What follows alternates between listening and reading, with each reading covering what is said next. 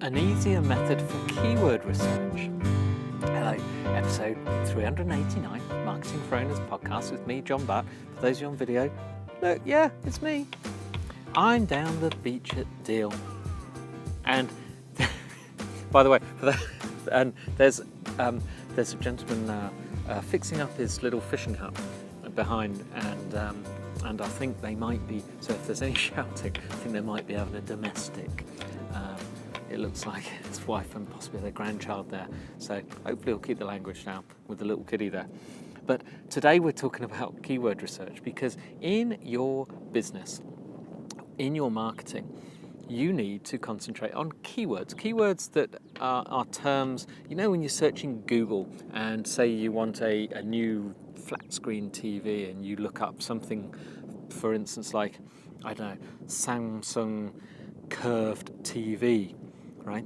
That Samsung curved TV is what we call a keyword phrase or keywords. And these are the things people enter into search for in Google. Now, if you are I'll say landscape gardener, and you are in the town of I won't say Deal because it doesn't work, but in Canterbury. So you might need a landscape gardener. You might look in Google for landscape gardener Canterbury or something like that. And you might then put Canterbury UK because there's a Canterbury in New Zealand, and I'm sure there's others around the world. So those are keywords. So you need to have within your content, whenever you write, whether it is online, this is especially important online, but also in your literature, in everything else, you need to use the terms that your customers or potential customers use, and these are keywords. Now, quite often though, we don't know exactly what keywords are being used by the actual customers. We think we know, but assuming things is just not going to help. You cannot base a business on assumption. You need it on fact, and you need to get inside the head of the reader, the viewer, whatever you want to call them, the web visitor. You want to get in their head. Now, a lot of people will go to the Google Keyword Planner, and that's free. So if you just Google it, Google Keyword Planner, you'll come up with that. Now, the trouble is, it gives you great information, but it will only give you variations based on the term you enter. So to give you an example, if you are in the smoothie business, this trendy thing at the moment, so if you are talking about green smoothies or something like that, or smoothies, you might enter the term smoothie maker. And one of the things that is unlikely to come up is green drink blender. And so that is what someone else may be looking for. Instead of a smoothie maker, they may be looking for a blender, because that's what they call it. And you might think, well, it's a smoothie maker.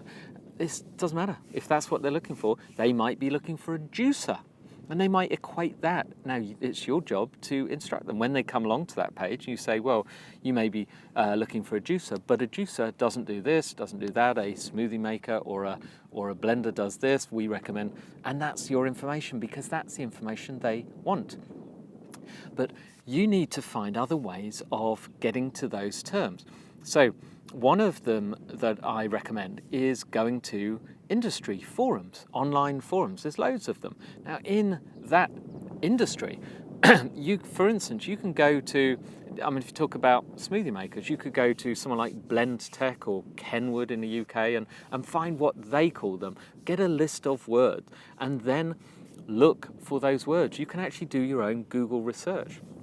But if you go to an industry forum where people are talking, or a forum where people are talking about smoothie recipes, smoothie making, green smoothies, etc., and read through, you will start to find the language that real people use, and you can make notes. And this is how you get ahead of your competition, because they aren't putting the effort in to do this work. They're not looking for keywords. Well, they just go for the basics. And you will start to win. And this is when you start to rank higher in Google, when your website comes up for things that you never came up for before, because you've put the effort in and you are providing interest to people, and Google thinks, Ooh, that's good. Someone's looking for a drink blender and you're the only one who's put it in. Now, of course, I exaggerate on that because I'm sure someone else would have thought about it. But you will find on those forums, you'll find little terms that you've never even thought of. In my fire safety business, for instance, we sell megaphones. And, megaphones, hold them up to your thing and shout at people when you're evacuating a building or riot control or crowd control, whatever. But a lot of people refer to those as loud hailers. Now, so it's the same thing, in effect, but a completely different term. So we have to have content that talks about both. But how did I find that out? Through forums. Now, other ones are trade magazines. If you're in a particular industry, read the trade magazine letters to the editor from people. So not the trade magazine stuff. Read the letters to the editor. If there aren't any, find ones that have some. That's because that's what real people use. Go to question and answer sites, ones like Yahoo Answers or Quora, Quora.com, and look at the questions that people ask. Search for, put in your smoothie maker, whatever it is, and see what people ask. What you're looking for is the language that real people use, because the real people are your customers or potential customers. You want to have the answer in the wording that they are using. Other places are from client feedback. Perhaps you've had letters, you've had inquiries. Speak to the people that answer your phones and talk to your customers on the phones. Ask them what kind of terms they may use. Make long lists. Don't worry if the list is long. And then how about putting out a survey? SurveyMonkey or Google Forms or something like that. Put out a survey and ask questions to your customers and give them a bit of scope every now and again to answer one in their own words, because you'll find out what they use. You could even ask them, say, if you look for us in Google, what would you actually search for to find our business? You'd be amazed how many people will just tell you. You can look at news sites. You can look at unrelated sites where people discuss the subject on, other sort of big blogs such as Upworthy or BuzzFeed or Gawker, sites like this. Look up, they've got search things. So again, go on there and put in smoothie maker. At some point or other, they will have discussed it and see how they word it, see what they came up with. Then search for your term in Wikipedia and places.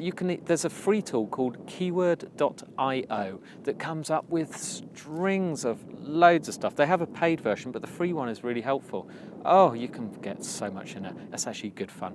Well, it's not actually fun, but you know what I mean. Go see. Even on Amazon. How about going on to Amazon? At the top in Amazon, when you're looking for smoothie maker, so you start to type it in their search bar at the top and it comes up with what's called predictive search. So if you put in smoothie maker, they'll bring up everything that's related. Now that's based on an algorithm on what everyone has searched for in a thing and ended up on a page. So they'll give you ideas there that people who are looking to buy stuff have used. Even better.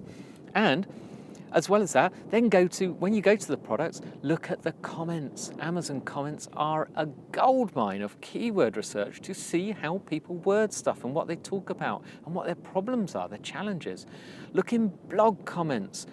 Look in complaint sites. Even when people complain about stuff, there are loads of sites and reviews, TripAdvisor type things that's for travel, but there are sites like that for most industries. Look at what people use when they complain about it, because when they complain, people love to hear the sound of their own voice in words. So go for that. And review sites, when people are actually given compliments, see how they word it. So there you go. That is huge. I mean, you should never be at a loss for keyword research, but don't just use the technical tools. Use the words that people really use, real life people. It's a Thursday. It's time for a Drive Time podcast, and today got a very lively guy. This is Leslie Samuel. So Leslie's his podcast is called Learning with Leslie. So just Google that. You can just go to Google and put Learning with Leslie podcast, or just go to iTunes and search in their little search thing, Learning with Leslie. He's been doing it a while. He's very lively. He gives tips on how to build your website online and how to build your web presence. So a lot of the things are similar to the things I talk about, but you don't want to just listen to me, do you? Because someone else might have another opinion. Leslie is good, but he's very lively and I like him, so he's nice fun to listen to, and they're not too long.